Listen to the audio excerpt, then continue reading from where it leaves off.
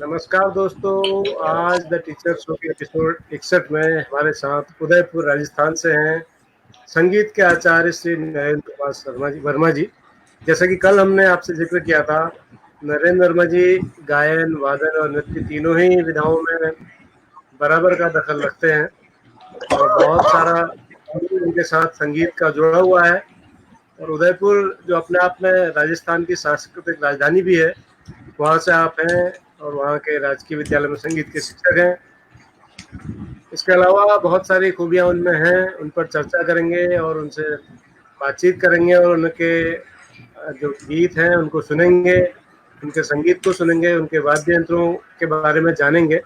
तो हमारे साथ लाइव है इस वक्त उदयपुर से श्री नरेंद्र कुमार वर्मा जी, और साथ में रोज की तरह हमारे साथ दिल्ली से जुड़े हुए हैं, इस शो में विशेषज्ञ के रूप में प्रतिभाग कर रहे हैं श्री गिरीश चंद्र जोशी जी, पूर्व निदेशक CCRT, और साथ में मुकेश प्रसाद बहुगुणा जी ऋषिकेश से हमारे साथ रोज की तरह। तो आप सबका स्वागत है सर। नमस्कार सर। नमस्कार नरेंद्र जी को भी नमस्कार।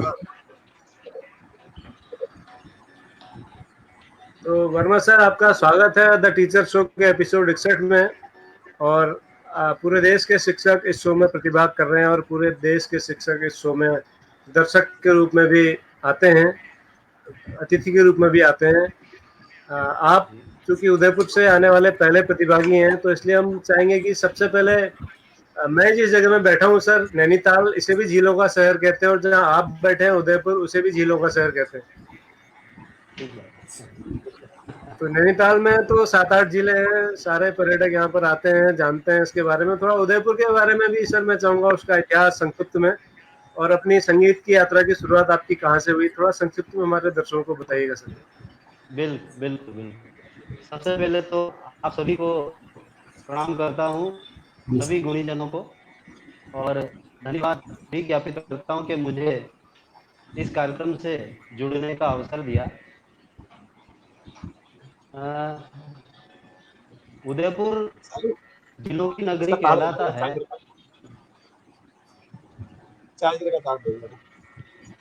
हेलो, आवाज आ रही है सर? हाँ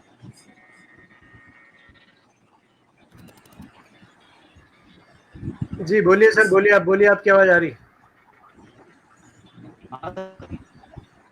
हेलो, हाँ बोलिए सर, बोलिए। तो मैं बता रहा था सर, जी जी झीलों की नगरी, यहाँ पर भी आसपास भी, उदयपुर के आसपास भी सारी झीलें हैं। और जी महाराणा उदय सिंह जी ने जब अपना ये उदयपुर बसाया था, तो उनका जो महल था वो उस झील के किनारे ही है ना। तो उदयपुर नाम इसका इसलिए हुआ क्योंकि उदय सिंह ने इसको बसाया था। उदय सिंह जी यानी महाराणा प्रताप के पिता, तो इसलिए तब से इसका नाम उदयपुर है। और चारों तरफ पहाड़ हैं, अरावली है चारों तरफ, और बीच में उदयपुर बसा हुआ है। आपने मेरे बारे में पूछा था, मेरी संगीत की शुरुआत, तो संगीत की शुरुआत मैंने अपने घर में संगीत का माहौल देखा है, क्योंकि मेरे बड़े पिता मुख्य रूप से हमारा जो कार्यक्षेत्र है वो जयपुर घराने के कथा का है। मेरे बड़े पिता नृत्याचार्य पंडित बद्री प्रसाद और पंडित मथुरा प्रसाद, और मेरे पिता पंडित जगन्नाथ प्रसाद, ये तीनों ही नृत्य से ही जुड़े थे और बॉम्बे में उस ज़माने में फिल्मिस्तान में थे। उसके बाद उदयपुर आए। मेरे पिता लगभग 1950 में उदयपुर आए और तब से हम सब यही हैं। और मेरी शुरू लगभग 10-11 साल की उम्र में मैंने संगीत की शुरुआत की थी। पिताजी ने शुरू में मुझे वायलिन, क्योंकि हमारा कथक का घराना है, तो हमारे ऐसी मान्यता है सर कि अगर आप कथक क्षेत्र से हो तो आपको गायन और वादन, इन दोनों विधाओं का भी पूरा ज्ञान होना चाहिए। तो इसलिए हम प्रयास करते हैं कि गायन में भी और वादन में भी जितना ज़्यादा सीख सकें, तो पिताश्री ने उसी हिसाब से मेरी शुरुआत की थी। उसके बाद लगभग 14 साल की उम्र से मैंने तबला सीखना शुरू किया। बस ये यात्रा है, और तब से अब तक माँ सरस्वती के आशीर्वाद से और गुरुओं के आशीर्वाद से जितना हो पाता है, जितना मुझे समझ आता है, मैं उतना काम करता हूँ बस।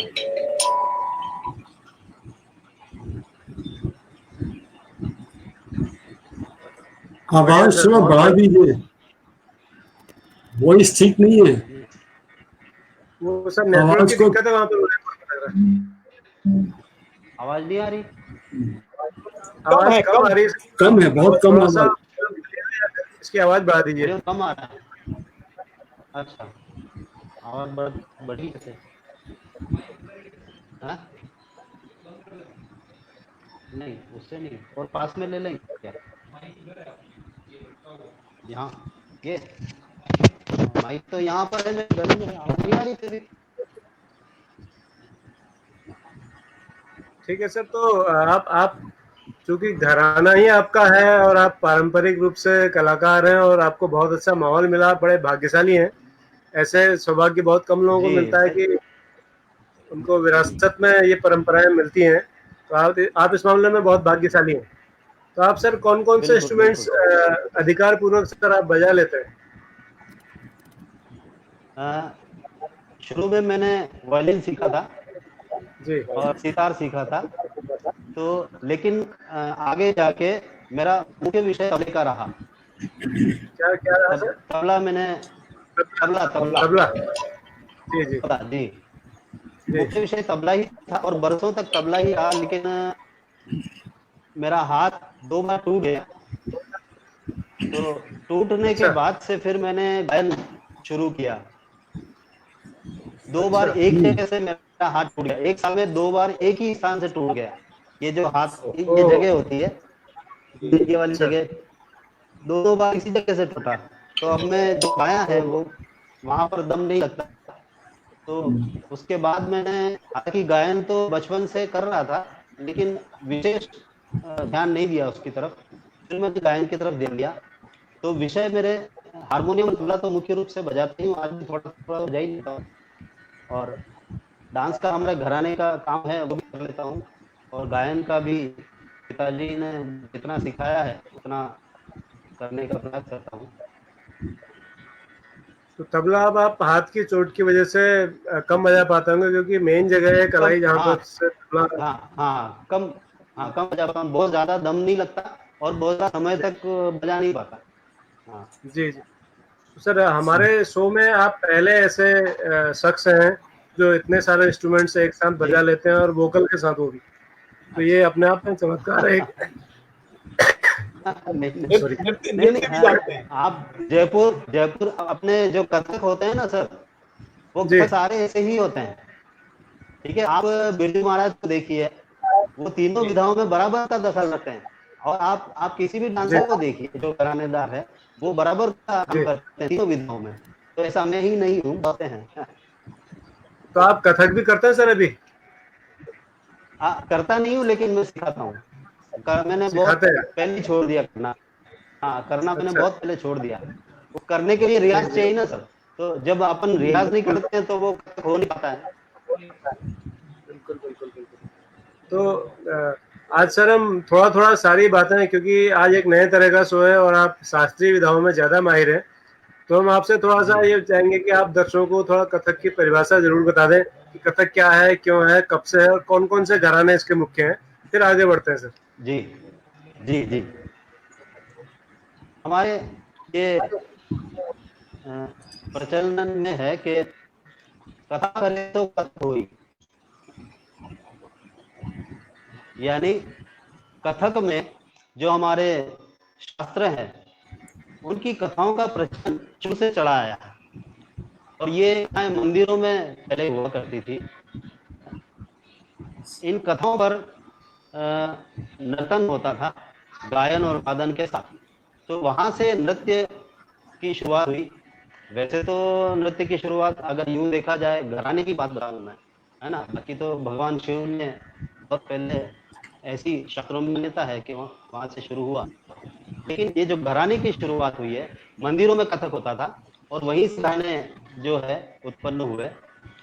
मुख्य रूप से जयपुर घराना है, पहले जयपुर घराना ही था, फिर जयपुर से लखनऊ घराना, और उसके बाद एक घराना बनारस भी बना।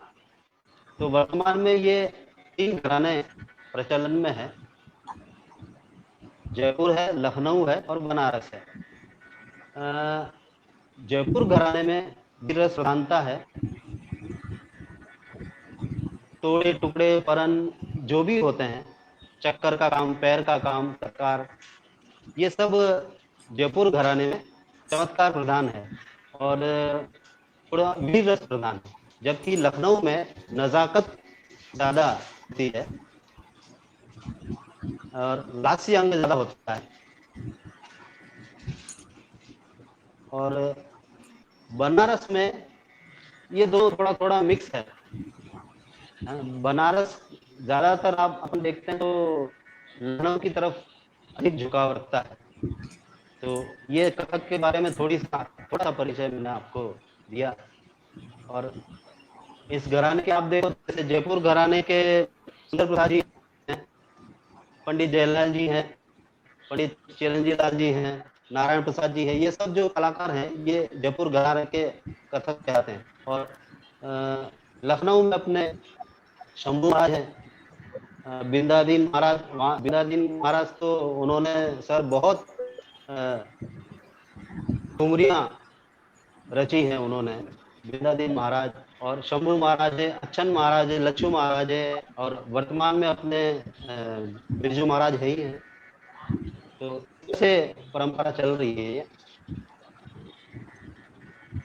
तो सर कलाकार तो ये सब एक से बढ़ के एक हैं जो आपने नाम लिए, ये सारे के सारे महाराज हैं कथक में, लेकिन आपको क्यों लगता है इनमें से महाराजा धीराज कौन है कथक के?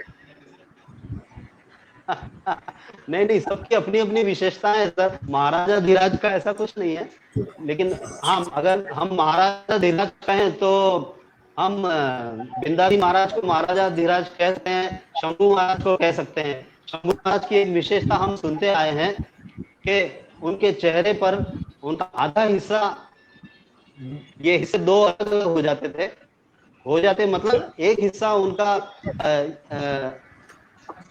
हंसता था और दूसरा चेहरा उनका रोता था। यानी भाव की ये विशेषता है कि यहाँ से आप हंस रहे हैं और यहाँ से आप रो रहे हैं, दोनों। ऐसा हमने नहीं देखा, लेकिन ऐसा कहते हैं हमारे बुजुर्ग लोग, कहते हैं शंभू महाराज ऐसे हुआ करते थे जी। ये तो कमाल है सर, ये तो मतलब कल्पनातीत है कि आधे चेहरे से कोई हंस रहा है और आधे से रो रहा है। ये अर्धनारीश्वर वाला एक तरह से जी दिला रहा है ये प्रोग्राम। तो अब सर कथक आपने सिखाना अभी जारी रखा है, आप कर नहीं पा रहे हैं, लेकिन अब आपका वोकल पर ज्यादा है, तो अब वोकल से पहले सर इंस्ट्रूमेंट से आपसे चर्चा करते हैं, क्योंकि इस शो में बहुत सारे शिक्षक देखते हैं जो संगीत के नहीं है, जो कई तो मेरे जैसे ऐसे भी हैं जो वायलिन और वीणा में या सितार में इसमें अंतर ही नहीं कर पाते हैं कि कौन सा वायलिन है, कौन सा वीणा है, कौन सा सितार है। तो ठीक बात।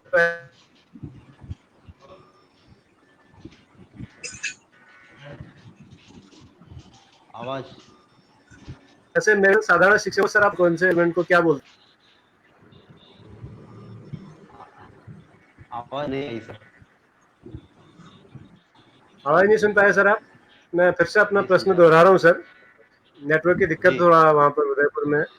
तो मैं ये कह रहा था सर कि मेरे जैसे साधारण शिक्षक इस शो को देखते हैं जो बहुत ज्यादा अंतर नहीं कर पाते वायलिन में, सितार में, तानपुरे में, वीणा में। तो आपके पास जो जो इंस्ट्रूमेंट है सर, तो उनका परिचय थोड़ा सा दर्शकों को करा दीजिए और थोड़ा सा बजा के कि ये कौन सा इंस्ट्रूमेंट है और किस में ज्यादा इस्तेमाल होता है।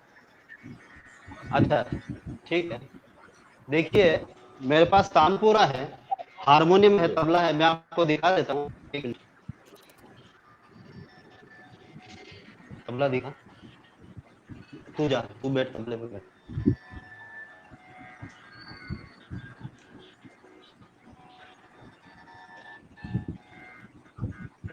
ये तबला है सर,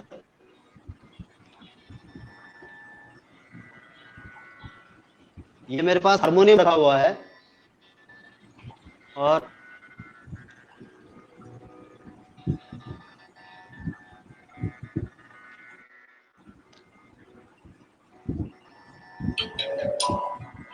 इसको तानपुरा कहते हैं।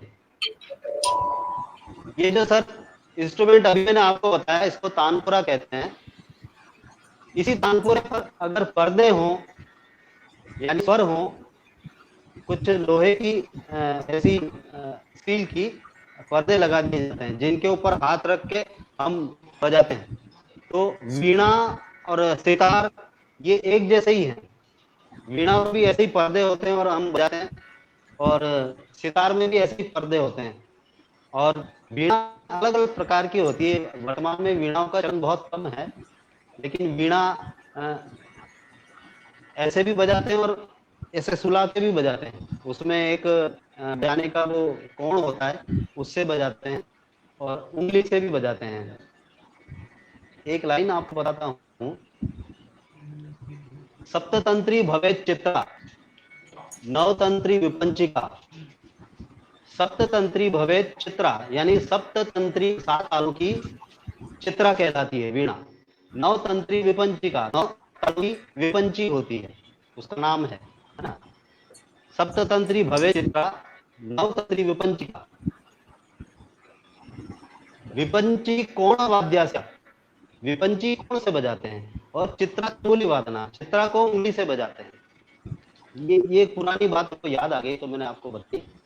और इसके अलावा ये सितार और वीणा ये एक जैसी लगती है। तानपुरा भी वैसे ही होता है, लेकिन तानपुरा केवल भूगोल में काम आता है, केवल बजाने के खाली भराव के लिए, स्वर मिलता रहे, गायक स्वर मिलता रहे, इसलिए वो तानपुरा साथ में बजता रहता है। आपने देखा होगा कई कलाकारों के साथ आसपास 2 तानपुरे रहते हैं, और उनको केवल वो छेड़ते रहते हैं, पास बैठे हुए जो उनके शिष्य वगैरह कोई होते हैं, तो उसके तानपुरे छेड़ते हैं। तो केवल आवाज के लिए, भराव देने के लिए होता है। सितार स्वतंत्र वाद्य है, और वीणा भी स्वतंत्र वाद्य है अपना, उसमें पूरा का बाज है, उस ढंग से बजता है वो। और वायलिन मैं जो बजाता हूँ, वायलिन अभी मेरे पास नहीं है। वायलिन भी मैं नहीं बजा पाता, क्योंकि ये हाथ मुड़ता ही है। ये हाथ जैसे ये हाथ मुड़ जाता है, वैसे मेरा ये हाथ नहीं मुड़ता, तो इसलिए ये भी नहीं बजा पाता। तो वायलिन के ऊपर 4 और 5 तार होते हैं। उन तारों के ऊपर जब हम उंगली रखते हैं तो सुर बदल जाता है। ये बो होती है, यानी गज होता है।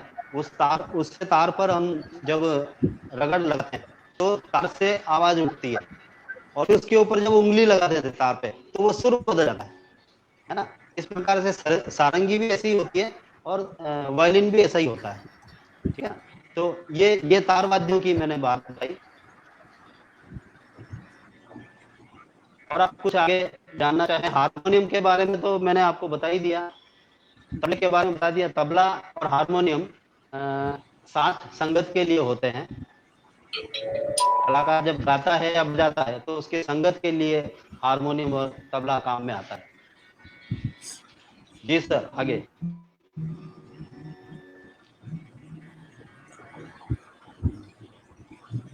सर आवाज आ रही है?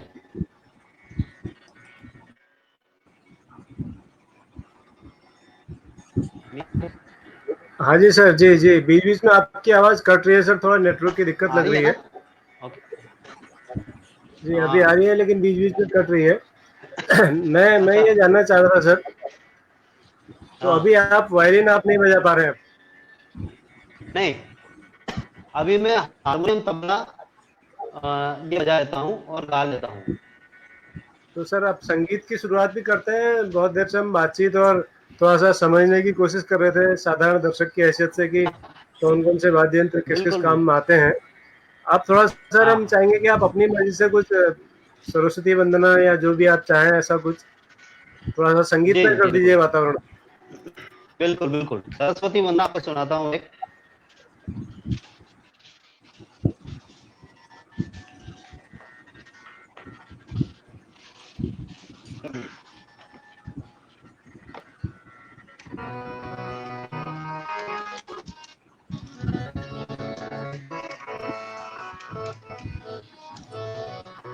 आजा आजा। मैं आपको मेरे साथ जो दो संगीतकार हैं उनसे परिचय करवाता हूं। पहले मेरे मेरे साथ जो तबला बजा रहे हैं ये मेरे विद्यार्थी ही हैं, भव्यन खोखावत। आप मेरे साथ तबले पर संगत कर रहे हैं और मेरे साथ जो हारमोनियम पे संगत कर रहे हैं ये भी मेरे विद्यार्थी हैं, निषाद किशोर पांडे।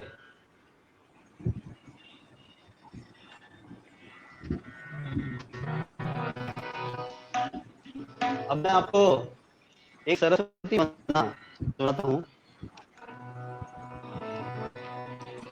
ये कुछ तो पहले का मेरा कंपोजिशन है और ये मैंने डांस के पर्पज से बनाई है। मैं आपको इसके बारे में पहले बता देता हूँ।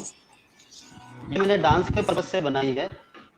इसमें डांस के बहुत सारे तोड़े, सरगम इस तरह की मैंने डाली है, लेकिन आज मैं आपको केवल सरस्वती वंदना ही सुनाऊंगा। उसमें वो जो जो चीजें हैं वो नहीं सुना रहा हूँ। केवल इसका कंपोजिशन क्या मैंने किया है वो बता रहा हूँ। राग कलावती में इसका कंपोजिशन है।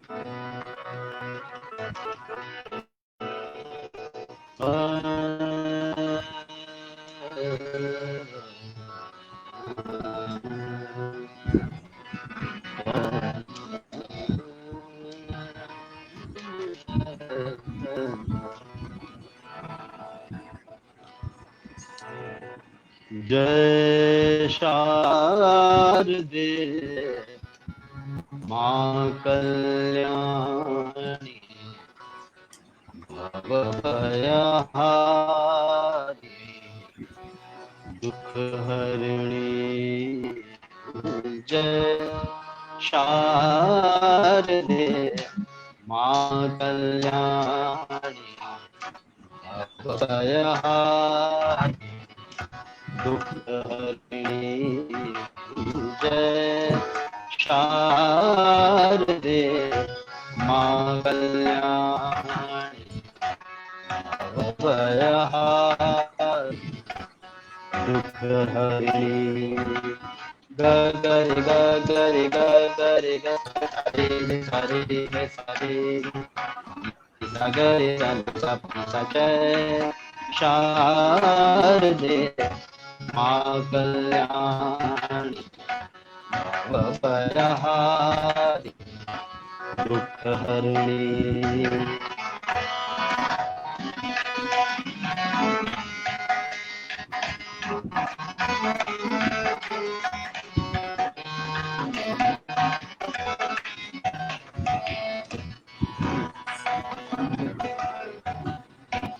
चरण कमल की करूं वंदना, चरण कमल की करूं वंदना। जीवन की हो सफल साधना, चरण कमल की चरण कमल की करूं वंदना। जीवन की हो सबल साधना, जीवन की हो सफल साधना। चिर सुख शांति प्रदायिनी भवभयहारिणी दुख हरिणी। जय शारदे मां कल्याणी भवभयहारिणी दुख हरिणी।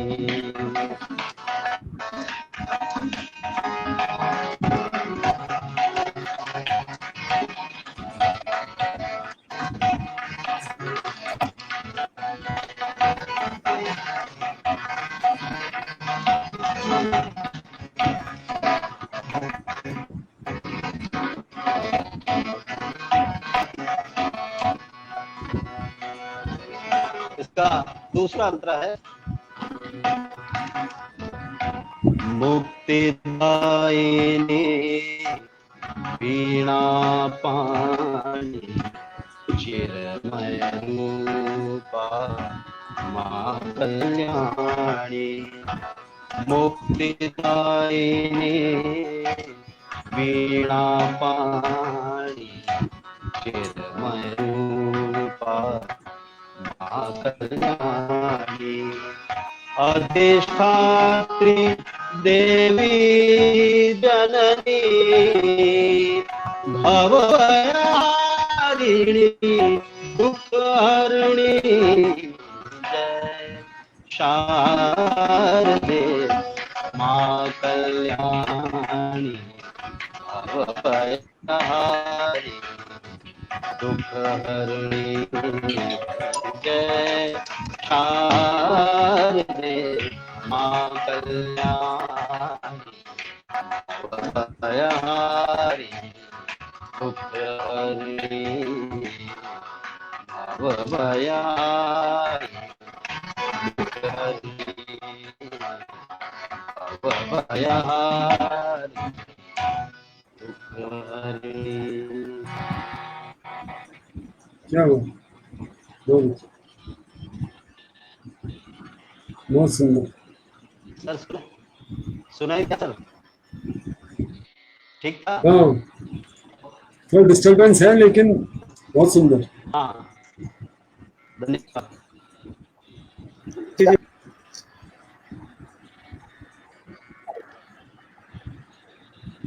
बढ़िया सर। आज सब जगह नेटवर्क की दिक्कत है, थोड़ा थोड़ा मुझे लग रहा है मेरे यहाँ भी है। तो उदयपुर का असर नैनीताल तक हो गया सर, झीलों की नगरी से झीलों की नगरी तक। नेटवर्क की आज बहुत दिक्कत आ रही है।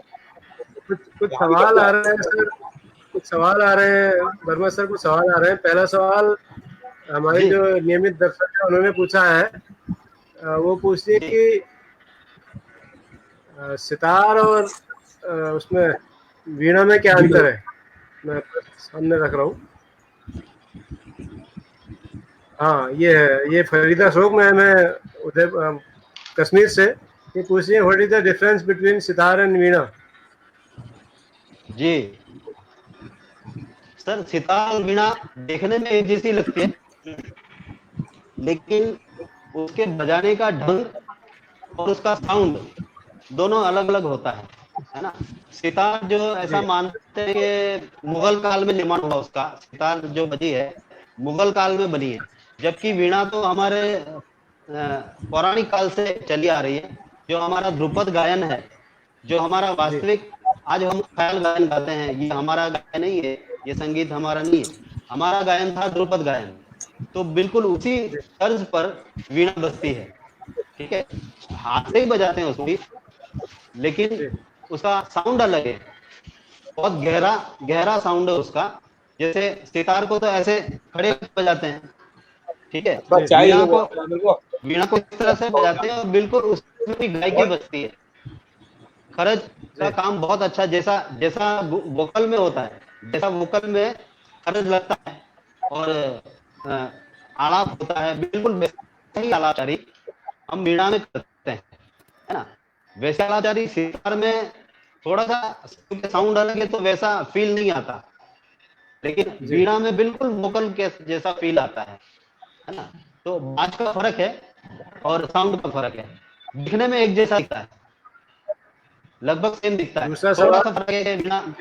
हाँ जी जी जी जी दूसरा सवाल सर सत्य सिंह राणा साहब का है, स्क्रीन पर है। वो कह रहे हैं, वर्मा सर नमस्कार सहित सुस्वागतम। ये उपनाम व्यावत लिखने के बारे में थोड़ा सा जिज्ञासा शांत कीजिएगा, कह रहे हैं जी। व्यावत क्षत्रिय एक कौम होती है। वास्तव में हम क्षत्रिय किस कौम से हैं, व्यावत। मेरा सरनेम तो व्यावत ही है, लेकिन वर्मा मेरे पिताजी ने बाद में, लोग पूछते थे व्यावत समझ में नहीं आता है ये कौन सी जाति है, तो अब क्षत्रियों में व्यावत बहुत कम होते हैं, तो इसलिए मेरे पिताजी ने वर्मा लगा दिया उसमें। ठीक है, तो बाकी मैं व्यावत ही हूँ, ऐसी कोई बात नहीं है। बढ़िया। ये सरलीकरण कर दिया था, सुगम कर दिया, शास्त्री को सुगम कर दिया अपने पिताजी ने। क्या क्या मैं सुनाई नहीं दिया। आपके पिताजी ने जो शास्त्री नाम था व्यावत, उसको सुगम करके वर्मा कर दिया, संगीत की भाषा। सुगम कर दिया जी।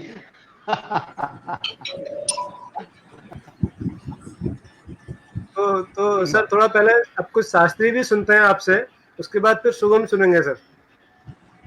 बिल्कुल बिल्कुल बिल्कुल। तो क्या सुना रहे हैं सर?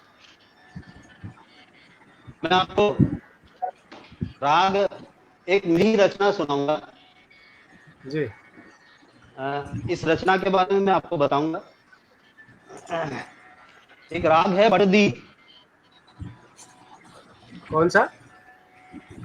पटदीप। सर आवाज थोड़ा कट के आ रही है, फिर भीम से एक बार बताइएगा। जी। आवाज कट के आ रही है, एक बार फिर से बताइएगा कौन सा राग? राग पटदीप। पटदीप, पटदीप। पट जी पटदीप जी। जी जी। मैं आप इसमें कुछ सालों पहले मैंने एक ख्याल लिखा था। जी ख्याल हम कहते हैं सर, जो शब्द रचना होती है ना, जो हम गाते हैं, तो ख्याल कहते हैं। इस ख्याल के बारे में थोड़ा सा मैं आपको बता देता हूँ। हमारा भारतीय संगीत ख्याल पर आधारित नहीं था। ये जो ख्याल नाम दिया, ये मुगलों से आया। उससे पहले ध्रुपद गायन प्रचलित था, जाति गायन प्रचलन में था। तो जब मुगल भारत में आए तो उन्होंने ये ध्रुपद गायन देखा। इस गायन को सर। देखकर उसमें एक बात थी, उन्होंने ये जो नोट किया कि हम अपनी उपज संग से गाते हैं। यानी कि जो हमने सोचा, कुछ पहले से तय नहीं है, कुछ तो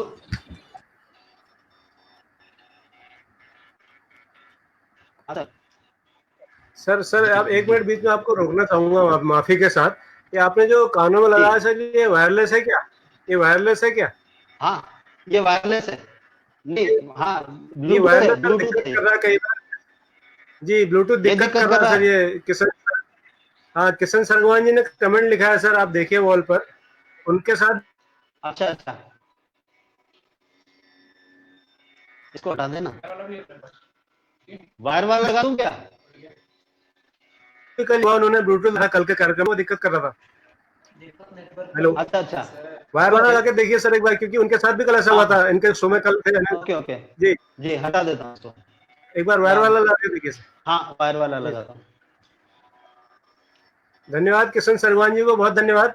कल इनके कार्यक्रम में भी ये दिक्कत आई थी, तो उन्होंने भी ब्लूटूथ हटा के वायर वाला लगाया अच्छा, था, आवाज अच्छी आ पाई थी ठीक उनकी। ठीक तो ठीक। उन्होंने अपना अनुभव शेयर किया। हो सकता है उससे दिक्कत हो रही हो नेटवर्क के साथ।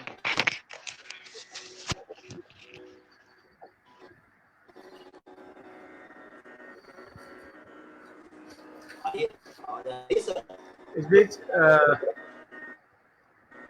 आज आज मेरी दीपक जोशी जी से बात हो रही थी, वो बता रहे थे कि उदयपुर में नेटवर्क की बहुत प्रॉब्लम चल रही है आजकल मौसम के कारण। मौसम, हाँ, मौसम गड़बड़ है इसलिए। जी जी।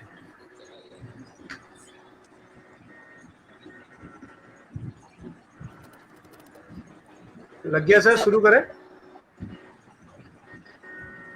हाँ जी सर, ठीक है सर। Yes, sir.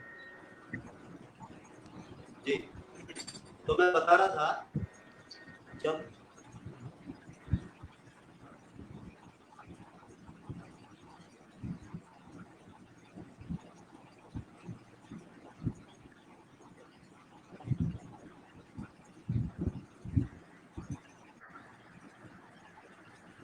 अब तो नेटवर्क ही टूट गया लगता है सर। वो गाना है ना सर, वो एक को मनाओ तो दूजा रूठ जाता है, रूठ जाता है। शीशा हो या दिल हो आखिर टूट जाता है, वही हो रहा है हमारे साथ आज।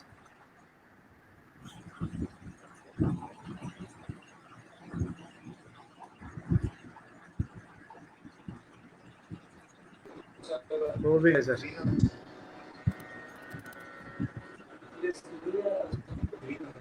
जी जी।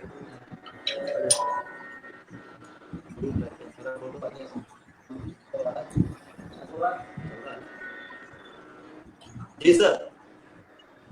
हाँ तो ख्याल से मतलब ये है कि जो आपके मन में अभी उपजा और आपने अभी ही खोला है, ठीक है, उसके केवल शब्द की रचना हो जाती है। उसके बाद रागदारी के हिसाब से, राग के हिसाब से जो राग स्वर में लगते हैं वो गाए जाते हैं, उसको हमने ख्याल नाम दिया। वही ख्याल मैं आपको सुना रहा हूँ, राग पट्टदीप का ख्याल है। अंतर ज्योति हुई प्रकाशित है। इसमें ये चला गया मेरा सेल्फी मोड चला गया, सेल्फी मोड चला गया।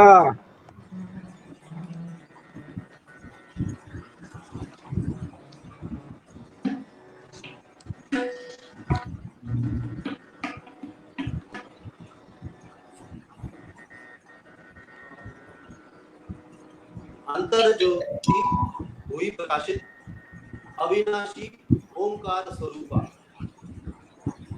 नित्य निरंजन निराकार अविरल निर्गुण अविरल आनंद स्वरूपा। ये इसका स्थाई है। और दूसरा है, अमर मान रगले ध्रुवन का, सो पावे आशीष निरंतर, पावे गुण और मान जगत में, दर्शन हो नित ब्रह्म स्वरूपा।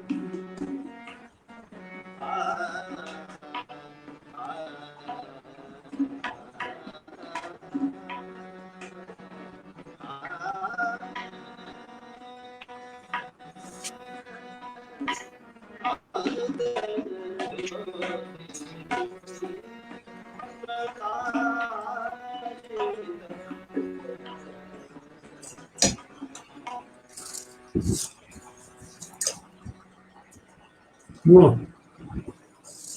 आज नेटवर्क ने थोड़ा गड़बड़ कर दिया, बाकी तो बहुत सुंदर आवाज थोड़ा सा बहुत नेटवर्क की मुश्किल यहाँ भी दिक्कत है सर। यहाँ भी दिक्कत कर रहा है, कट रहा है, डिस्कनेक्ट हो रहा है। मैं तीसरा नेटवर्क में ले चुका हूँ मैं, कभी लड़की से ले रहा हूँ, कभी अपना ले रहा हूँ, कभी वाइफ से मांग रहा हूँ, नहीं हो पा रहा है यार। जितेंद्र अच्छा हमारे आइडिया जियो एयरटेल तीनों यूज करके देखिए। कितने बचे देश में अभी?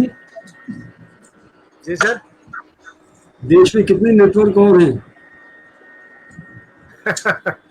नेटवर्क तो बहुत नेटवर्क सारे बहुत है, हैं। कोई काम सर ढंग से कोई नहीं काम कर रहा है।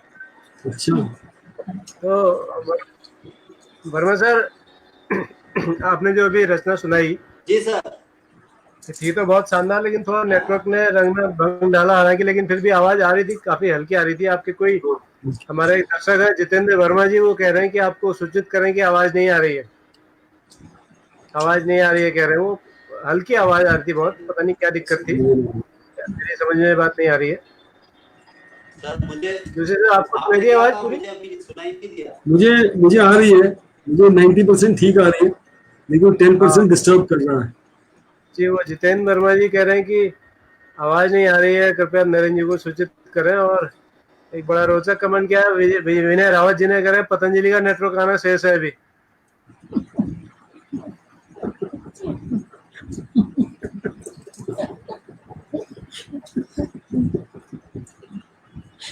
और ये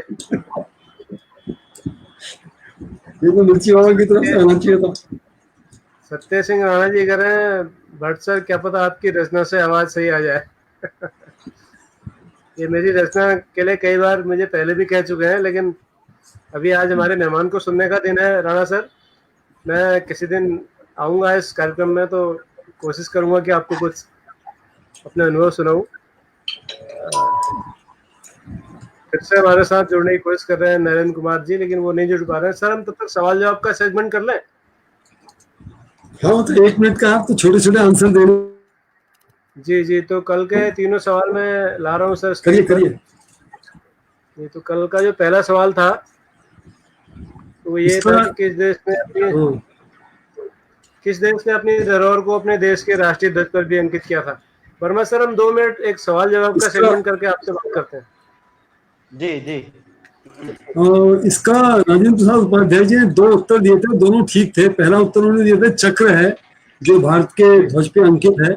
चक्र हमारे सम्राट अशोक के उससे लिया गया है, नेशनल सिंबल से, एम्बलम से। और उन्होंने फिर दूसरा उत्तर दिया था कि राष्ट्रीय धरोहर श्रीलंका की सिंह है, और उसको उसमें अंकित किया हुआ। लेकिन मेरे को लगता है कि सब देशों ने अपने अपने किसी धरोहर को अपने ध्वजों में अंकित किया। जैसे अमेरिका के 52 स्टेट्स हैं, उन्होंने 52 स्टार्स लगाए हुए हैं अपने अपने फ्लैग पे। तो लेकिन मैंने जो उत्तर सोचा था वो ये था कि जो हमारा एक पड़ोसी तो नहीं कहूँगा, लेकिन थोड़ी दूर पे एक देश है जिसका नाम है कंबोडिया। और कंबोडिया ने अपने ध्वज में अंकोर वाट का मंदिर वो अंकित किया हुआ। अंकोर वाट जो था पहले विष्णु मंदिर था, अब उसे धीरे धीरे कन्वर्ट करके बौद्ध धर्म में बदला जा रहा है। बौद्ध भिक्षु वहां जाते हैं, उपासना करते हैं, लेकिन उसके कई प्रमाण अभी भी साक्ष्य हैं कि वो बहुत बड़ा विशाल मंदिर, विष्णु मंदिर था, जिसको हम अंगोर वाट के नाम से जानते हैं। और वो कंबोडिया ने अपने ध्वज में अंकित किया हुआ। दूसरा प्रश्न ले लेते हैं।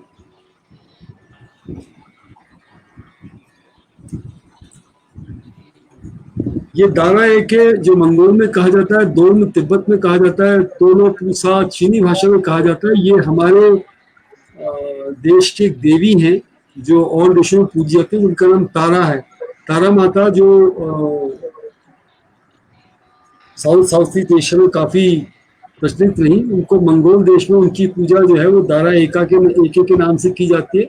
उनको तिब्बत में दोल्म कहा जाता है, और चीन में उनकी पूजा तोलो पूसा के नाम से की जाती है। जापान में हालांकि उनकी कोई मूर्ति नहीं बनाई गई है, लेकिन उनको अपने ध्वज में जरूर अंकित करते हैं जापान वाले। तारा माता बहुत सिद्ध पीठ भी है, सशक्त देवी है तारा माता की जय। तीसरा प्रश्न था कि ये मैं अनफॉर्चुनेटली उत्तर आया नहीं, इसका आ जाना चाहिए था कि काफी हमने हिंट इसके दिए थे अपने पुराने एपिसोड्स में। किस महान चित्रकार ने स्वर्गीय राम मनोहर लोहिया जी के कहने पर बद्री विशाल के मोती भवन को तकरीबन 150 रामायण चित्रों से भर दिया, और इसके लिए कोई उन्होंने पैसा, कोई दाम नहीं मांगा था।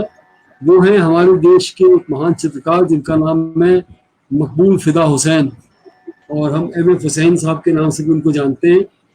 उनको उनकी एक एग्जीबिशन देखने राम मनोहर लोहिया जी गए थे, और उन्होंने कहा ये क्या बना रहे हो चित्रों में, ये भारत राम का देश है और रामायण से संबंधित चित्र बनाओ। तो उनके सुझाव को या उनकी हल्की सी डांट को MF हुसैन साहब ने बड़े गंभीरता से लिया, और जो उत्तराखंड का बद्री विशाल का मंदिर है उसका एक मोती भवन हॉल है, उसको 150 चित्र वहां उन्होंने प्रदर्शित किए थे, और ये उनकी राम के प्रति आस्था थी मकबूल फिदा हुसैन साहब। जी, तो आज के 2 सवाल हम ले लेते हैं जो हम अपने दर्शक हमारे जवाब देना चाहेंगे। पहला सवाल ये रहा सर, शाहजहांपुर से संबंधित है। हाँ, शाहजहांपुर आपको याद होगा, हमने अभी 4-5 दिन पहले एपिसोड्स में भी शाहजहांपुर का जिक्र किया था कि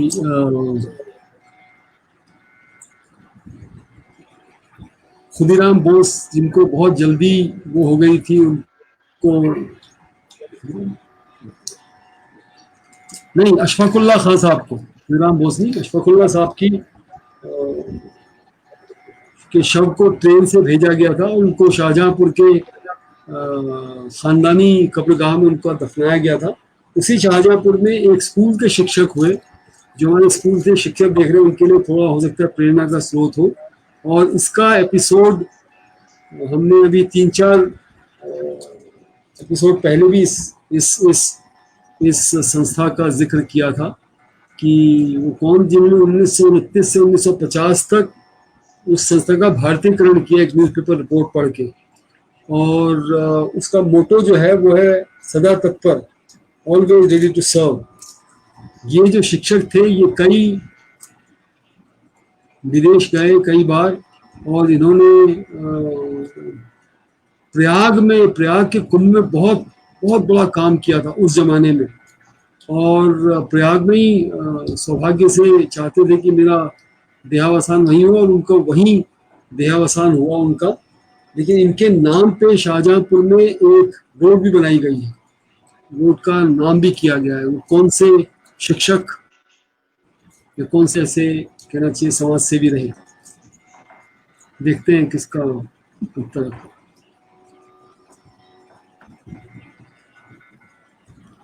मेरे को जो दूसरा प्रश्न आप डालेंगे जो हमने रखा, उसमें मेरे को ये प्रश्न का जो आधार है या कहना चाहिए इसकी जो इमारत है, वो मैंने प्रश्न लिया है जो मुझे राजेंद्र प्रसाद उपाध्याय जी हमारे नियमित दर्शक हैं, उन्होंने भेजा था। उसको थोड़ा सा चेंज कर दिया है, लेकिन बिल्कुल उनका वही प्रश्न है और मेरे से गलती भी इसमें हो गई है। वह क्या तथ्य है जो शास्त्रीय संगीत के पुरोधा पंडित रविशंकर जो सितार बजाते थे, विदुषी, मैंने आशा रानी लिखा है बल्कि ये शरण रानी बाकलीवाल होना चाहिए, जो सरोद बजाती थी, उस्ताद अली अकबर खान साहब जो सरोद बजाते थे, और पंडित पन्नालाल घोष को आपस में जोड़ता है। ये आशा रानी नहीं है, शरण रानी है।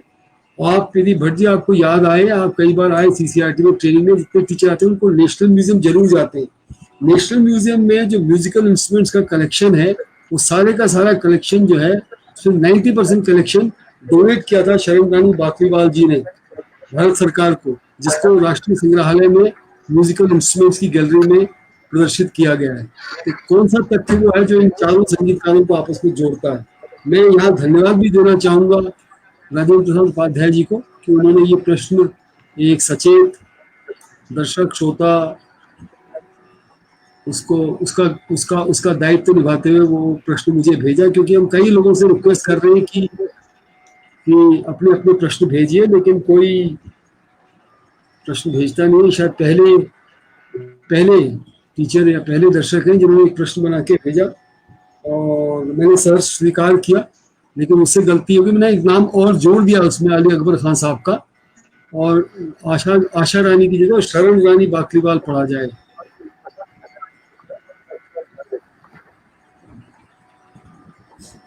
जी कल इसके उत्तर ले लेंगे। जी, तो फिर से हम वर्मा जी को सुनते हैं। सर वर्मा जी, आपको काफी प्रतीक्षा करनी पड़ी, नेटवर्क बीच में परेशान कर रहा है हम सबको। तो सर अब हम जैसे आप व्यावर से वर्मा हो गए, ऐसे हम आप शास्त्री से सुगम की ओर लौटते हैं। मैं एक प्रश्न पूछना चाहता हूँ, बीच में। नरेंद्र जी, जो आपने कहा ब्यावर है, क्षत्रिय हैं, उदयपुर के पास एक शहर है जो दिल्ली से जो उदयपुर बसें आती हैं, वो ब्यावर होते हुए आती हैं। तो ब्यावर का नहीं ब्यावर नहीं, अच्छा, मैंने कहा क्या पता वो ब्यावर से कुछ। हाँ, ओके, ठीक, एग्री।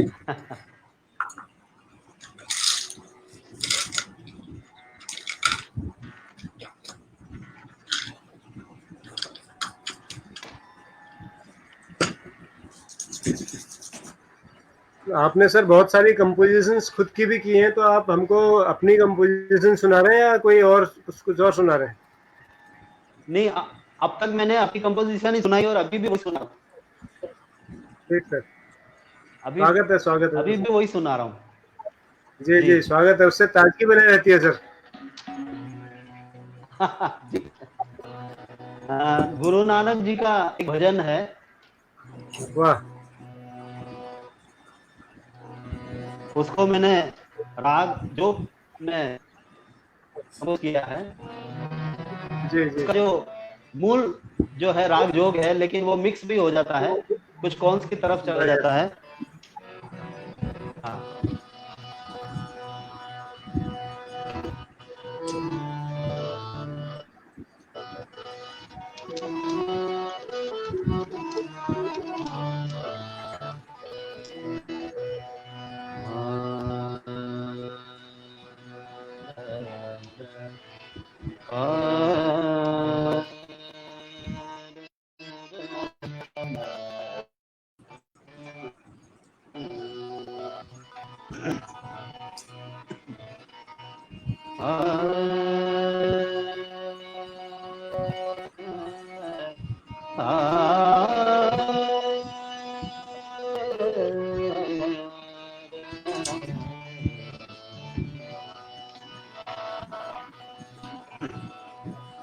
जगत में झूठी देखी थी, जगत में झूठी देखी थी, जगत में झूठी देखी थी।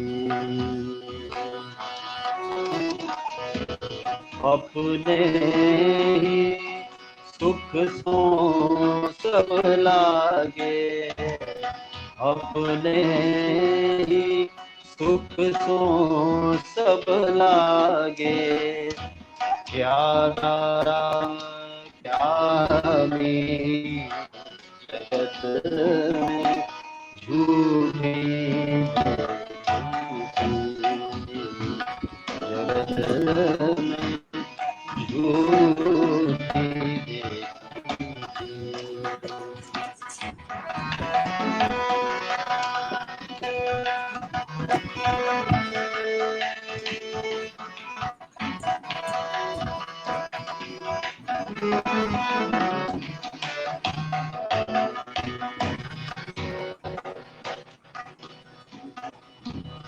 मेरो मेरो सभी कहते हैं, मेरो सभी कहते हैं, हित सो बांध्यो मेरो मेरो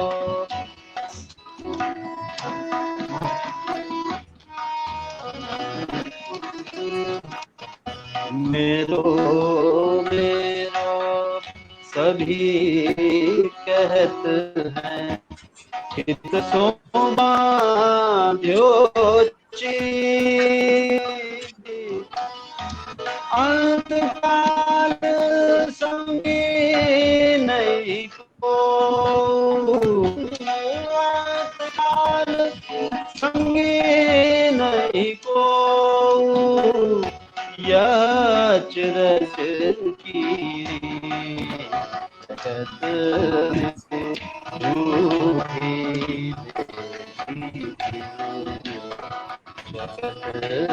में झूठी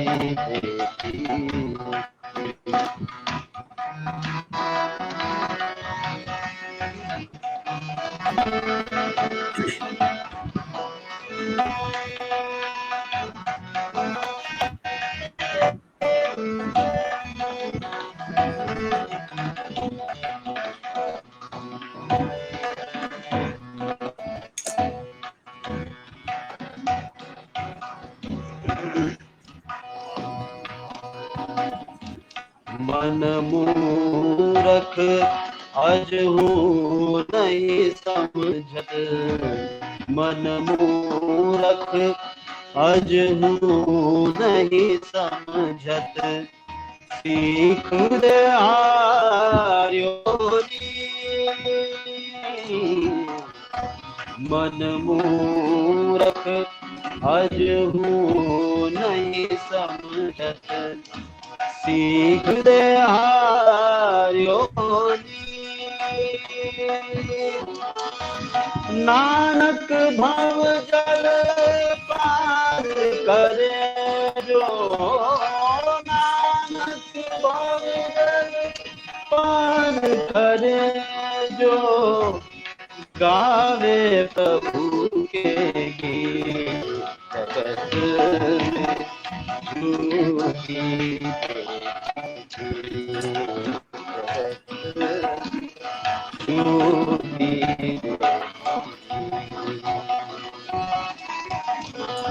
अपने ही सुख सो सब लागे, अपने ही सुख सो सब लागे, क्या दारा क्या मी जगत में झूठी वाह,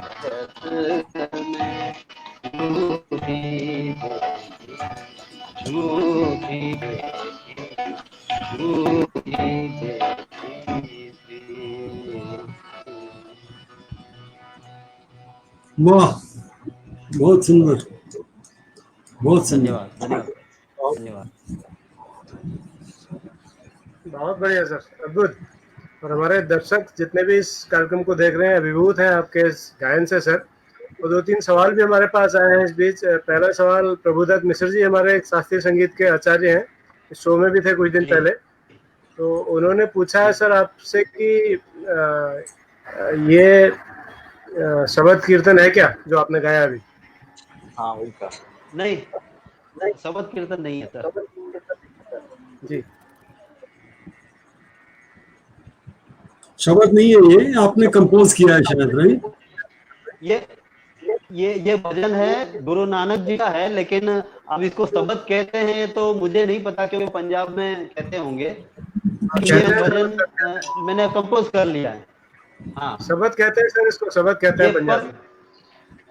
पर इसका गाने का स्टाइल वैसा नहीं है जैसा शबद का होता है। जी जी ठीक है ना? जी। जी, ये भजन ये की थोड़ा तरह है।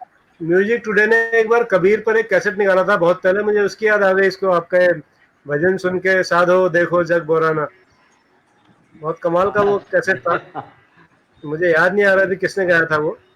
विजय रावत जी पूछ रहे हैं सर, किराना घराना से संबंधित संगीतकार का नाम जानना चाह रहे हैं। विजय रावत जी हमारे दर्शक हैं।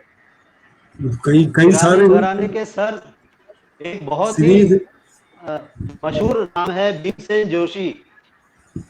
जी, भीमसेन जोशी बहुत ही मशहूर है। इसके अलावा लिखा भी है शायद राजेंद्र प्रसाद उपाध्याय जी ने, पंडित ठीक है सर, भीमसेन जोशी। जी। इसके अलावा और मेरे को विश्वनाथ है। मैं पता नहीं ठीक हूँ या गलत हूँ, किशोरी अमोनकर जी भी शायद किराना घराना से ही थी, ये ग्वालियर घराना से थी। जी, किशोरी अमोनकर जी। किशोरी अमोनकर भिंडी बाजार घराने से थी सर। जी, अमान अली खान साहब की शिष्या थी। अमान अली हाँ, खान साहब भिंडी बाजार घराने से थे। भिंडी बाजार घराना। क्योंकि मैं भी भिंडी बाजार घराने से गाता हूँ, इसलिए मुझे ध्यान में है सर। अच्छा अच्छा अच्छा। जी। अच्छा, एक और सवाल है सर, फरीदा शोक कश्मीर से पूछते हैं कि who motivated you for singing?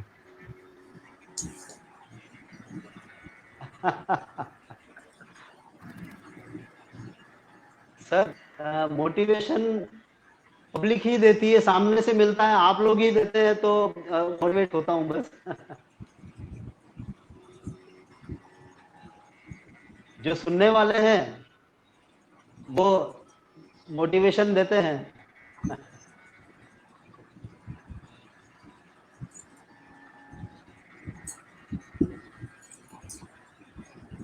सुनाई नहीं दिया? हेलो, हाँ जी, हाँ, बीच में नेटवर्क चला गया था साथ साथ थोड़ा सा। तो जी ये बिल्कुल सही बात है सर कि जो कलाकार के लिए जो प्रोत्साहन होता है वो दर्शकों की तालियां हैं, दर्शकों की सराहना है, और उसी से वो प्रेरित होता है और अच्छा बेहतर प्रदर्शन करने के लिए।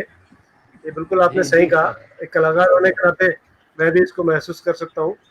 अब सर हम चूंकि राजस्थान में है, उदयपुर में है इस वक्त आपके साथ, और हम राजस्थान आए और वहाँ के लोग की बात न करें तो ये अन्याय होगा, लोग के साथ भी जी और हमारे साथ भी, हमारे दर्शकों के साथ भी। क्योंकि राजस्थान इतना जी रिच जी है, इतना धनी है लोक में और फोक में, कि उसका कोई मुकाबला नहीं है। जी जी। इतनी तरह मांड के गायन, लोकगीत है सर। जी, मांड गाया जाता है ना। हाँ बिल्कुल बिल्कुल साहब। आपने केसर के बालम तो सुना ही होगा। जी हाँ, जी, कैसे? जी जी जी, तो मैं जी, वही सुनाता स्वागत, हूँ आपको। स्वागत है, जी स्वागत है सर।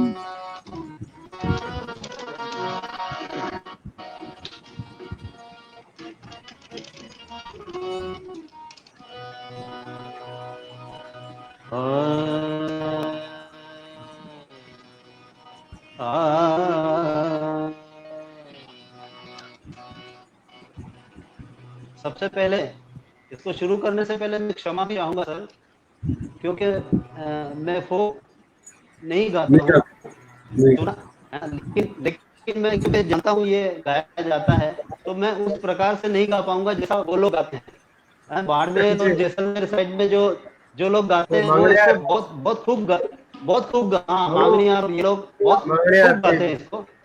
जी जी, पर मैं फिर भी कोशिश करूंगा, है ना। ठीक सर।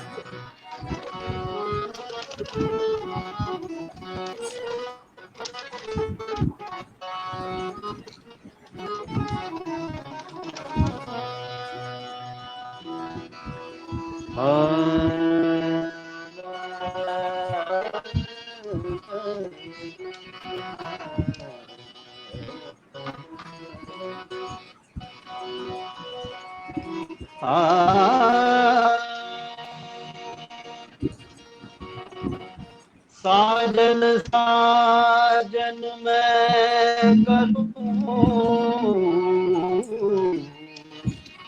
तो साजन जी जड़ी,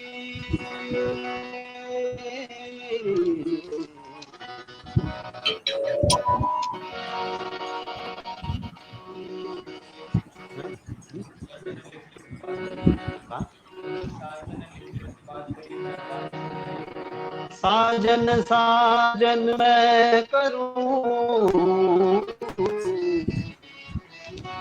तो साजन जी साजन लिख लिख पाचरी तो बाछू गड़ी गड़ी केसरिया बालम आवो पधारो मारे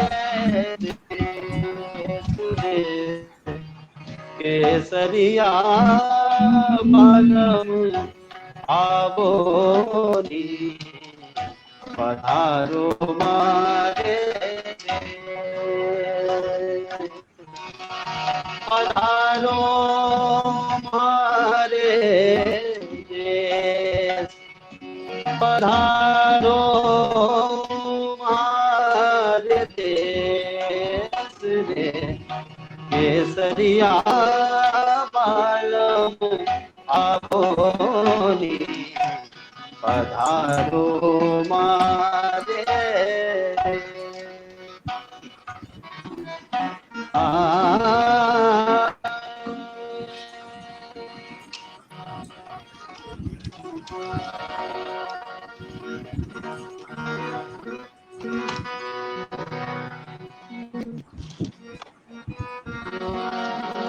पधारो मारे देश केसरिया बालम आवोनी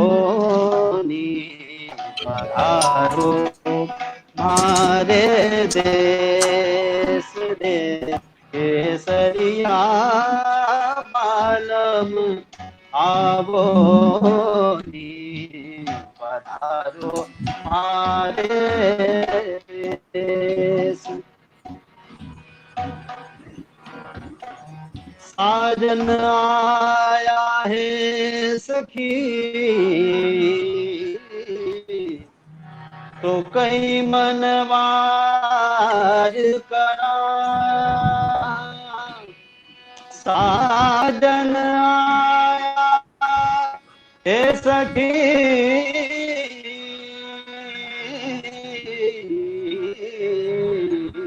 तो कई मनवार करा, थाल भरा गजमोतिया तो ऊपर नैन धरा, केसरिया बालम आवो पधारो मारे देश दे केसरिया बालम आवोनी पधारो मारे देश पधारो मारे देश दे पधारो मारे देश दे केसरिया बालम आवोनी पधारो मारे देश।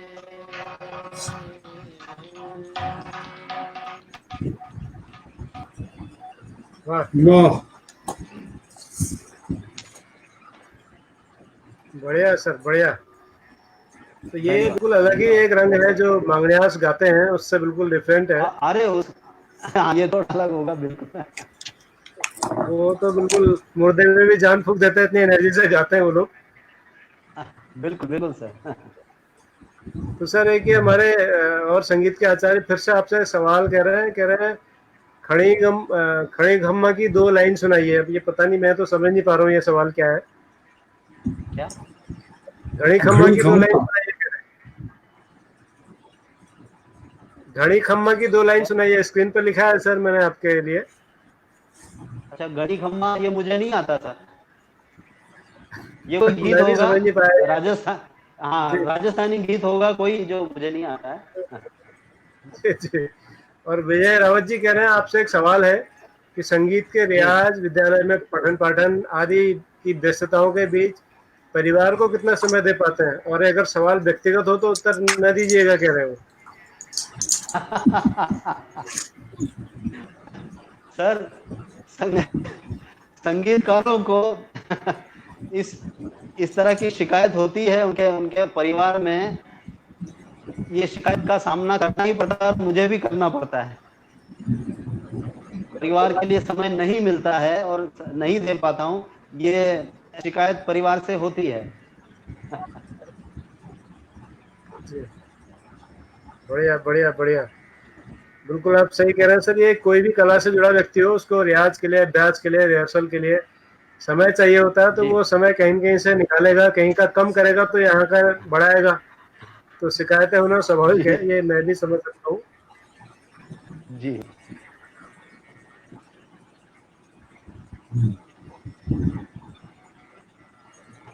भी समझ सकती है। आपने लगता है कि बहुत अच्छे इसको बैलेंस किया, संतुलित किया, तुरंत साथ।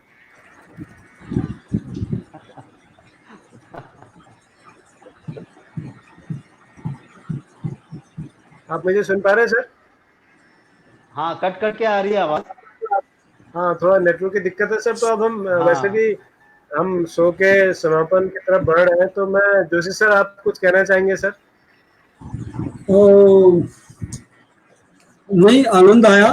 दूसरा जी कुछ आज चर्चा, चूंकि नेटवर्क ठीक नहीं था, तो कल जैसी जी हमारी जी जो सर। कल कलाकार आए थे, मुख्य वक्ता आए थे किशन जी, अभी भी हैं वो, शायद देखिए सो स्वीट उन्होंने लिखा है स्क्रीन पे।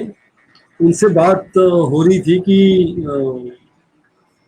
दूसरे उस पे लेवल पे हो रही थी, लेकिन जानना मैं चाहता था, जो आपने पहला जो भजन गाया उसमें आपने ये कहा कि दुख हरणी, जो आपने पहला पहला भजन गाया था ना, वो हाँ, देवी माँ सरस्वती के लिए दुख हरणी। तो आनंद और दुख दुख जो हरणी। है वो, हाँ, आनंद और दुख जो है वो विश्व की मेरे ख्याल से सबसे जटिल धारणाएं जिनको आप कह सकते हैं वो हैं कि जी आनंद जी क्या है और जटिल क्या है। हमारे यहाँ जितने हाँ फिलोसफी के स्कूल हुए, वैशेषिक हुआ, न्याय दर्शन हुआ, मीमांसा हुआ, उन्होंने अलग व्याख्या की है आनंद की। तो आनंद क्या चीज है? कोई प्रकृति है, कोई वस्तु है, कोई कोई कोई कोई स्वप्न है, या कुछ और है? आपके लिहाज से आनंद क्या है? क्योंकि मेरे को ये लगता है, हम जो सामान्य तौर से मानते हैं, हमारी फिलोसफी जो तो थोड़ा सा इंटरेस्ट रखता है, वो कहता है कि यदि हम एकाकार हो जाते हैं, एकाकार हो जाते हैं, जो अपने अंदर अपने उससे एकाकार होते हैं, अंतर्मन से एकाकार हो जाते हैं, तो हम आनंद की प्राप्ति करते हैं। आपके विचार से आनंद क्या है, एक संगीता की होने के नाते? सर। जी जी सर। सर मैं आनंद उसको मानता हूँ कि जब एक बार तन्मयता से सही और सच्चा सटीक स्वर लग जाए ओ, उसकी स्मृति में, हम्म, तो अगर सच्चा स्वर लग गया, इसका मतलब आपका ईश्वर से एकाकार हो गया। वाह, वो जो आनंद है, बस वो आनंद बड़ी मुश्किल से मिलता है, एक जीवन में नहीं मिल पाता। बस वही मैं आनंद मानता हूँ और मैं उसी की प्रतीक्षा में हूँ अब तक। ओ, तो आप कह रहे हैं कि मैं का जो साक्षी है, मैं का जब साक्षी हो जाता है आदमी, तो आनंद को पा लेता है। आपने अंतर्मन का जो मैं है, उसको साक्षी जब आपने पा जी लिया, जी, उसको साक्ष कर लिया, तो आप आनंद को पा लिए। क्या क्या तो इसकी तलाश है आपको। क्या बात है। चलिए, अच्छी जी बात, जी अच्छी बात। सर। हम आज हमारी चर्चा नहीं हो पाई, थोड़ा नेटवर्क में दिक्कत है, लेकिन मेरे मन में बहुत सारे प्रश्न थे। एक संगीतज्ञ को जी जी सर। के सोचने को लेकर, एक संगीतज्ञ की रचनाओं को लेकर, कैसे रचता है, क्या करता है। लेकिन इंशाल्लाह फिर कभी ईश्वर ने चाहा तो किसी मोड़ पे, जिंदगी के किसी मोड़ में दोबारा मुलाकात होगी, या कभी इस आप जी प्रोग्राम पूछिए के सर, माध्यम सवाल से। पूछिए सर, आप पूछ लीजिए सवाल सर, पूछ लीजिए। अवश्य नहीं नहीं नहीं अभी टाइम है नहीं, हमारे एक पास। घंटा, नहीं नहीं नहीं, 1 घंटा 15 मिनट ऑलरेडी हो गए।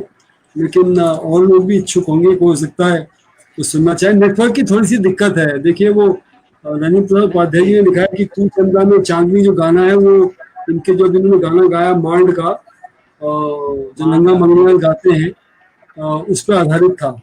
जयदेव ने संगीत को संगीतबद्ध किया था। जी जयदेव की, यदि आपको याद हो रही हो, एक हीर रांझा उनकी फिल्म आई थी, उस पर संगीत दिया था, और बहुत अच्छे गाने लता मंगेशकर जी ने उसमें गाए थे। ये जमी चुप है, आसमान चुप है करके एक गाना गाया था। और उस गाने के बीच में इंटरल्यूड जो था वो बड़ा लंबा था। एक लंबा सा इंटरल्यूड था। तो जो उद्घोषक था आकाशवाणी का, उसने उस गाने को सोचा कि मेरे रिकॉर्ड में कोई दिक्कत हो गई है, उसने दूसरा गाना बनाना शुरू कर दिया। तो एकदम से जयदेव जी ने ऑल इंडिया रेडियो में फोन किया, भाई ये क्या कर रहे हो। तो गाना जो जो शांत गाना इंटरल्यूड है, वो उस गाने का एक महत्वपूर्ण हिस्सा है। फिर बहुत माफी मांगी गई उस गाने को लेके। ओहो, क्या बात, वाह। हाँ, आपने, आप सुनिएगा, बहुत अच्छा गाना है ये जमी चुप है, लता जी ने गाया है उसको। ये लता जी हीर, ने गाया है। हाँ लता उसका जी ने सुर भी गाया बहुत अच्छा हीर नाम है। है। हाँ, हाँ, चलिए, काफी संतूर किस्से संतूर किस्से होते रहेंगे वाकई। हमारे। जी जी जी सर, जी सर। वो किसी ने ठीक कहा था कि दीपक जोशी जी को भी लेके आना चाहिए इस प्रोग्राम में। हमारा भी संदेश रिक्वेस्ट कह दीजिएगा, उनसे अनुरोध कर दीजिएगा कि मैंने वो मैंने उनसे आएंगे। बात की थी जी सर सर, आज जी। सुबह। मैंने उनसे जी, आज सुबह बात की थी, फोन हाँ, की थी, वो कह रहे थे नेटवर्क की बहुत प्रॉब्लम है।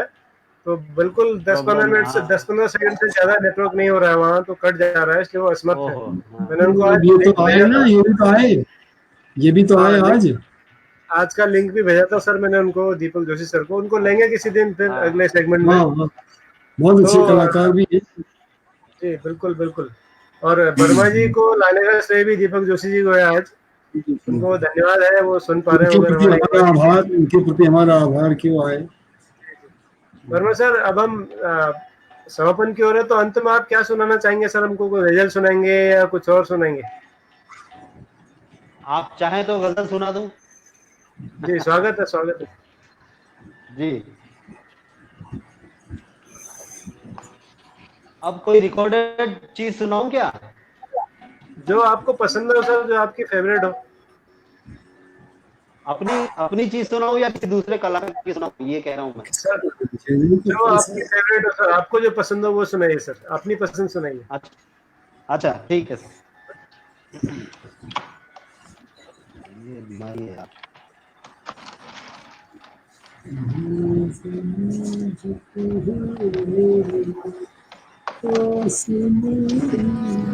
कोई गजल याद है ना?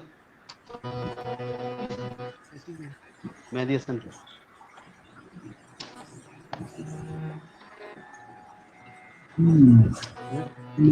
ये देखते हैं, ये कौन से। हम्म,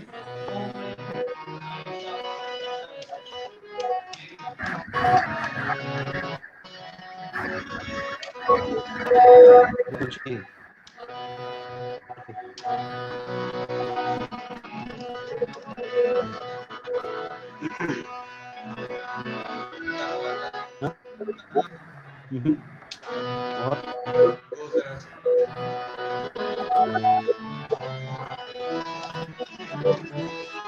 और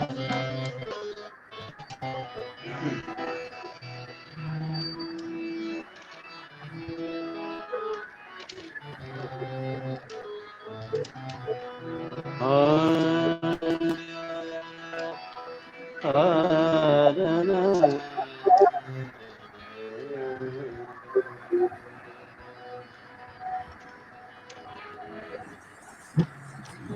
मैं एक रिकॉर्डेड गजल सुना रहा हूँ।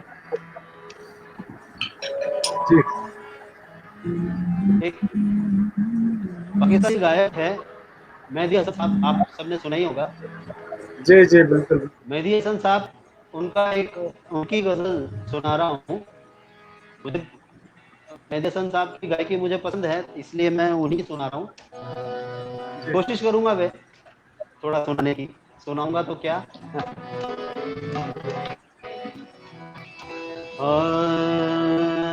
खन्ना सुल्तान।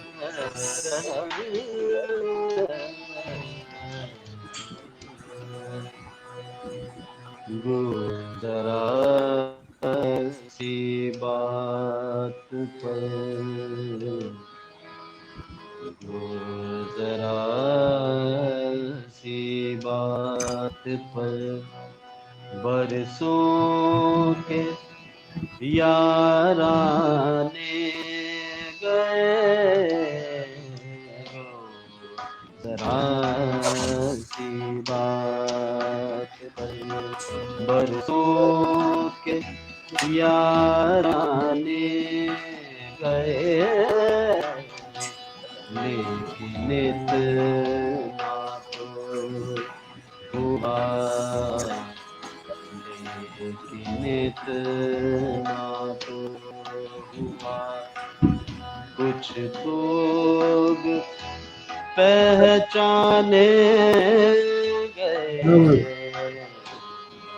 जरा सी बात पर।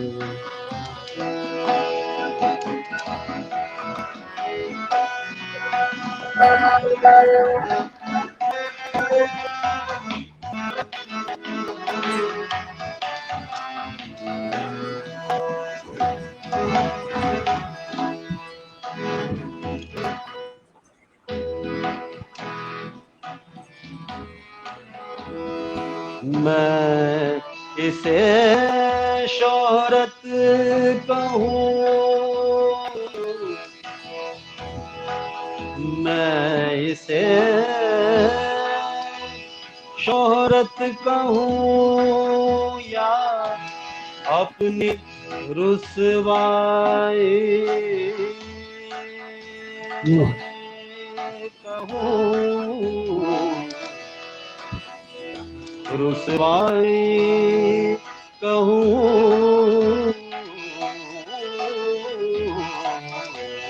मैं इसे शोहरत कहूँ,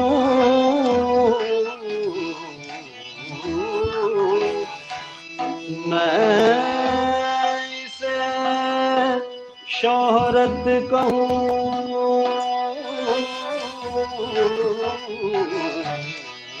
मैं इसे शोहरत कहूँ या अपनी रुसवाई कहूँ,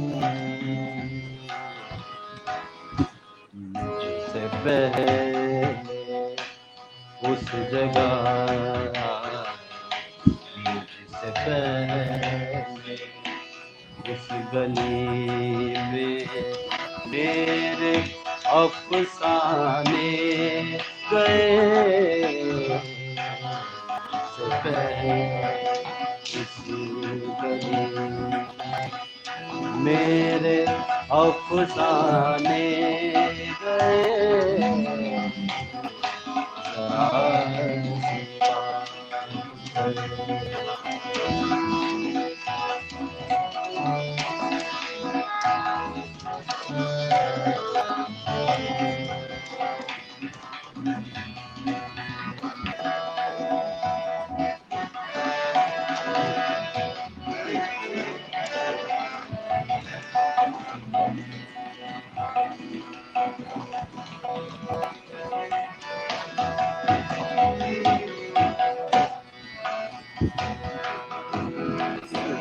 और बहुत ही खूबसूरत शेर है सर। यूं तो वो मेरी रगे जान से भी थे नजदीक तर, यूं तो वो मेरी रगे जान से भी थे नजदीक तर। बहुत ही खूबसूरत से है। यूं तो वो मेरी रगे जान से भी थे नजदीक तर,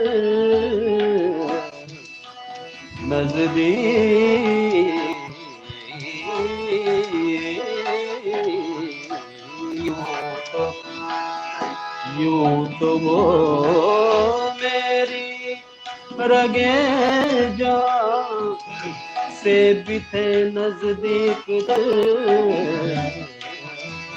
यूं तो वो मेरी रगे जान से भी थे नजदीक तर। आंसुओं की धुंध में, आंसुओं की धुंध में, लेकिन न पहचाने गए। आंसुओं की धुंध में, लेकिन न पहचाने गए। सी बात पर बरसों के याराने गए।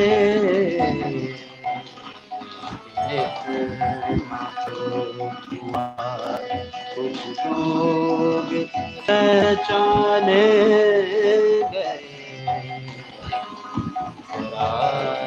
की बात पर जरा सी बात पर जरा सी बात पर।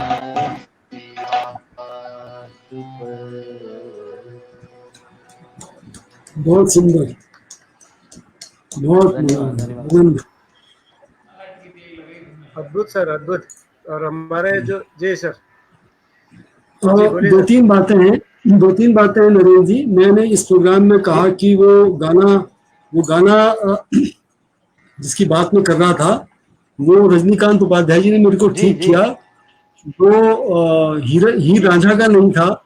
वो गाना जो खयाम साहब ने बनाया था, वो रजनीकांत शुक्ल जी ने बिल्कुल ठीक लिखा। रजिया सुल्तान का गाना था।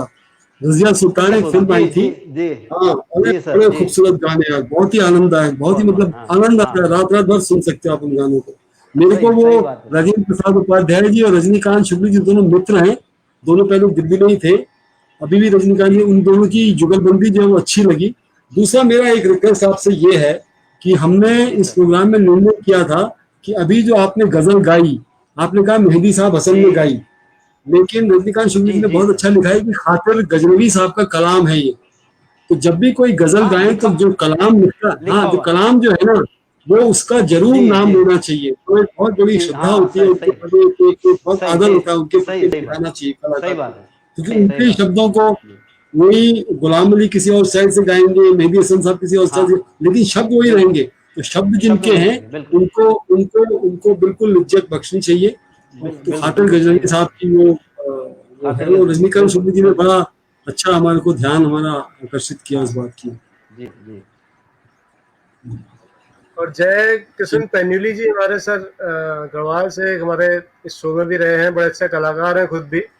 वो कह हाँ रहे हैं कि बहुत शानदार गायन की, और अमूमन कोमल और शुद्ध स्वरों के बीच में सामंजस्य करना जरूर मुश्किल होता होगा। ये उनकी टिप्पणी है इस हाँ गजल को सुन करके। हाँ हाँ। वो भावार्थ कहीं और है, लक्ष्यार्थ कहीं और है, मेरे को लगता है। भावार्थ कुछ है, लक्ष्यार्थ कुछ और है। तो शायद हम तो भी कमेंट कर रहे होंगे। तो चलो कोई बात नहीं, बड़े श्रद्धा के पात्र हैं, अच्छी बात। जी, और प्रभुदत्त मिश्र जी एक बड़ा महत्वपूर्ण टिप्पणी भेज रहे हैं सर। कह रहे हैं कि गायक, वादक एवं श्रोता तीनों ऐसे विशिष्ट स्थान पर या बिंदु पर एकत्रित होकर वहां करके दाद देते हैं, तो वह क्षण जो है परमोच्च आनंद का क्षण है। हाँ वाह क्या सर बात। हमें सर मोक्ष ये प्राप्त हो सम, जाता है उसमें। इसको हम सम कहते हैं सर, सम सम कहते हैं। पर आना, हाँ सम पर आना। सर त्रिकटा हम त्रिकटा हम त्रिकटा त्रिकटा त्रिकटा हाँ, त्रिकटा। हम जब हम सम पर आते हैं तब हमें आनंद मिलता है। हम सुबह सुबह गत निकलते हैं सर, घूम फिर के दिन भर घूमते रहते हैं, उलझते रहते हैं, और शाम को सम पर आ जाते हैं, अपने घर आ जाते हैं। संपन्न। ठीक है, हम वहां से आए हैं, ईश्वर ने हमको भेजा है, हम यहाँ घूम रहे हैं, हम सम पर जाएंगे बाद में, अंत में सम पर जाके मिलना है हमको। उसका उसका राजस्थान के सम के धोरे से कोई अर्थ नहीं है, जो जैसलमेर में सम के धोरे हैं। तो जैसलमेर में है सर, वो सम अच्छी बात, जैसलमेर अच्छी। में है।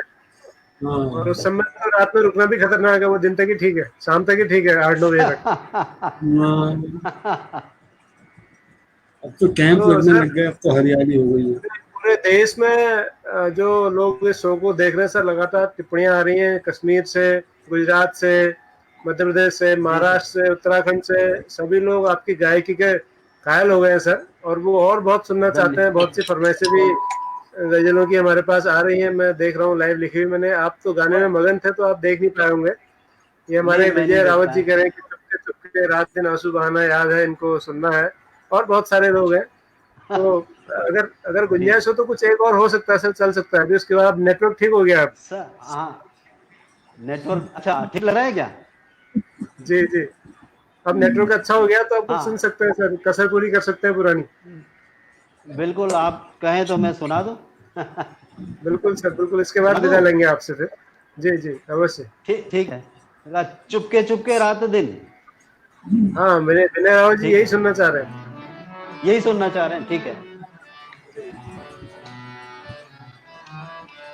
बहुत नीचे पड़ेगी ठहरा।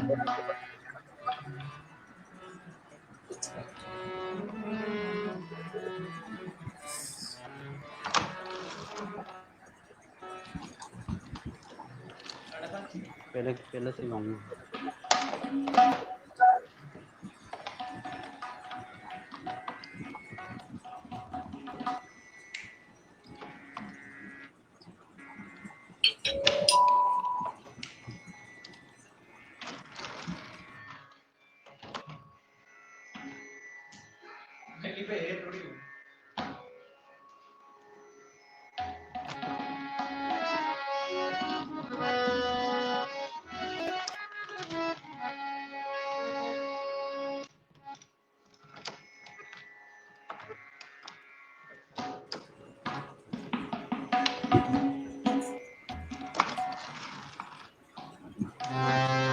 पहले सफेद से गा लेता हूँ, हारमोनियम नहीं मिल रहा है, वहां से गड़बड़ हो रहा है ये।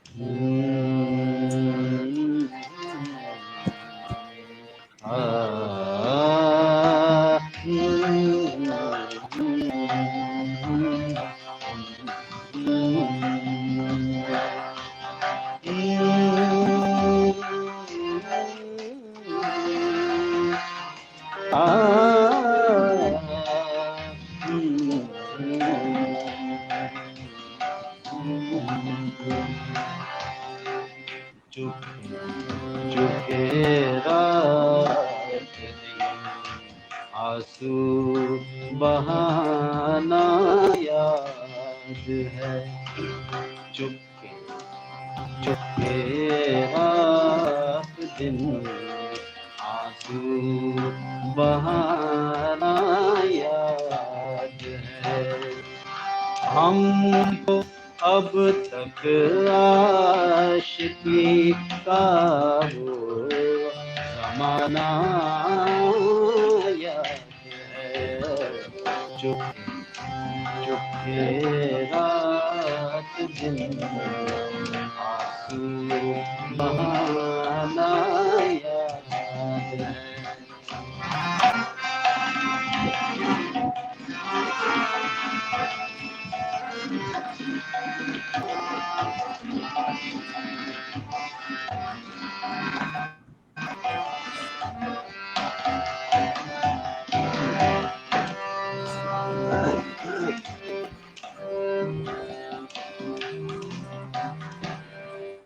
तुझसे मिलते ही वो कुछ बेबाक हो जाना मेरा। तुझसे मिलते ही वो कुछ बेबाक हो जाना मेरा। आज दिल बातों में बताना याद है। हमको अब तक आशिकी का वो ज़माना याद है। चुपके रात दिन आंसू बहाना याद है।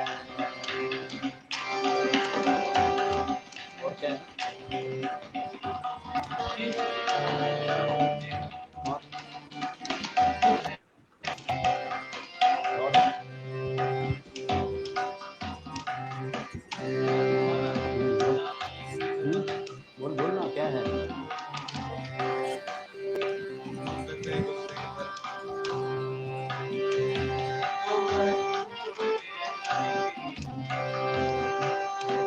दोपहर की धूप में मेरे बुलाने के लिए, दोपहर की धूप में मेरे बुलाने के लिए वो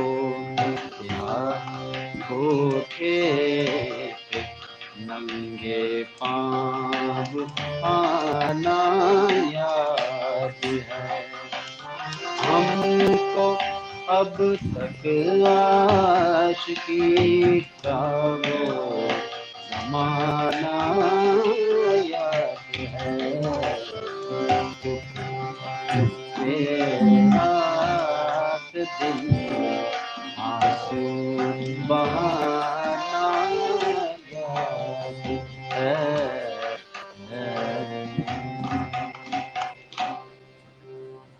क्या बात, बहुत सुंदर, बहुत अच्छा। धन्यवाद धन्यवाद।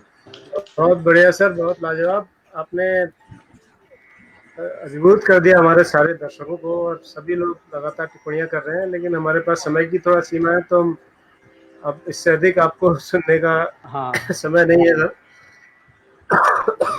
सॉरी। हमारा शो जो 1 घंटे का था वो 1 घंटा 40 मिनट जा चुका है। तो मैं सर हमारे सारे दर्शकों की ओर से, द टीचर शो की ओर से आपका धन्यवाद ज्ञापित करता हूँ।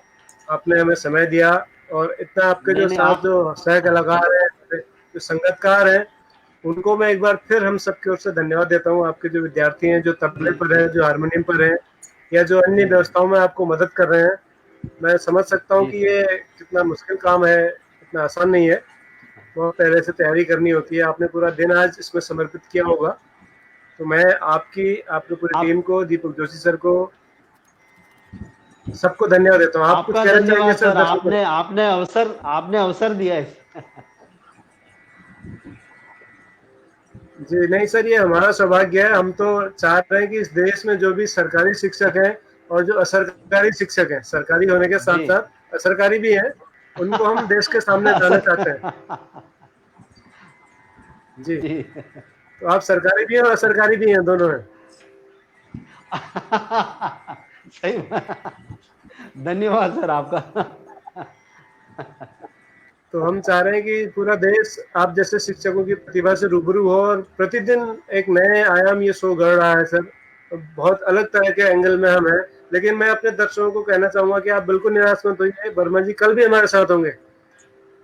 हम वर्मा जी को छोड़ने वाले नहीं है। कल शाम 7 बजे बिल्कुल वर्मा जी होंगे सर। हमसे फिर मिलेंगे, लेकिन वो वर्मा जी नरेंद्र कुमार वर्मा जी नहीं होंगे, वो वर्मा जी राम कुमार वर्मा जी होंगे।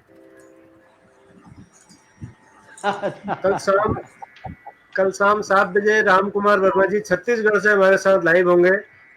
वो अपनी विधा में कुछ सुनाएंगे, कुछ बताएंगे, अपने अनुभव हमसे शेयर करेंगे। तो कहीं मत जाइएगा, शाम जी 7 जी। बजे राम कुमार वर्मा जी को सुनिएगा। आज आपने नरेंद्र कुमार वर्मा जी को सुना था। तो बहुत बहुत धन्यवाद सर आपका फिर से, और कभी मिलेंगे आमने सामने, ईश्वर ने चाहा तो फेस टू फेस बिल्कुल बिल्कुल रूबरू बिल्कुल होंगे। सर। बिल्कुल बिल्कुल। कल शाम तक के लिए सभी अवश्य। दर्शकों को नमस्कार, शुभ रात्रि, जय हिंद। जय हिंद।